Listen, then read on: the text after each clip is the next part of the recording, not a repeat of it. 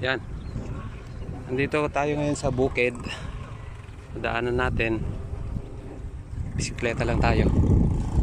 Ayan, napansin natin yung tanim nila dito. Mga kalabasa.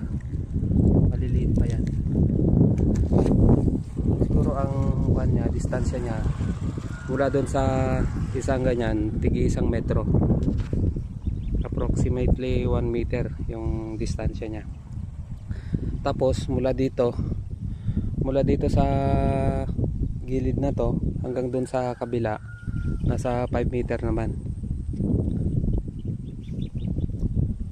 Para pagka tumubo lahat yung mga kalabasa na yan, magsasalubong sila sa bandang gitna. So itong pinaka kanal na to, yan yung daanan ng tubig pagka nagpatubig summer, o kaya kung tag-ulan naman, yan dadaan yung mga excess na water para hindi mabulok yung mga pananim na kalabasa, dahil pangit pagka stagnant yung tubig, mapubulok lang, masasayang lang yung pagod natin. So ang ginawa nung yung tatay doon, nagtanim siya ng mga pechay dito sa bandang gitna. Yan, pechay lahat yan. Kaya maganda na magtanim ka ng pechay dito sa bandang gitna, kasi maliliit pa yung mga kalabasa eh. Magiging double purpose yung ani mo dito, doble yung ani mo dito pagka nauna yung pechay.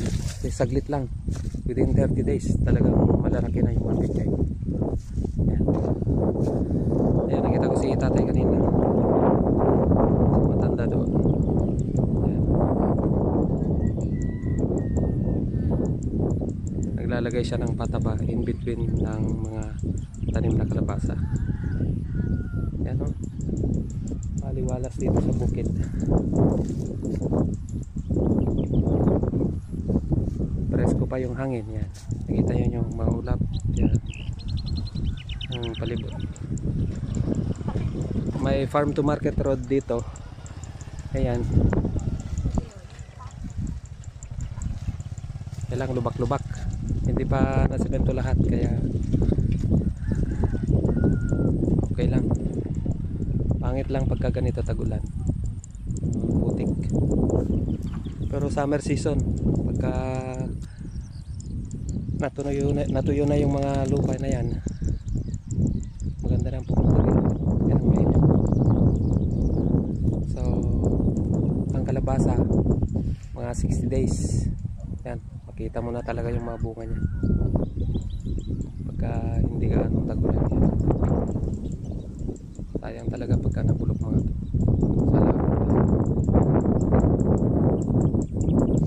Yan o, sa bukid tayo ngayon, itong kalsada nila.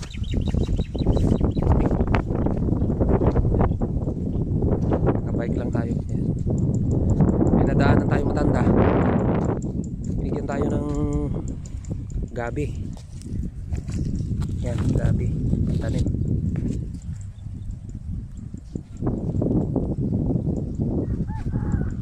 Mahangin dito ngayon.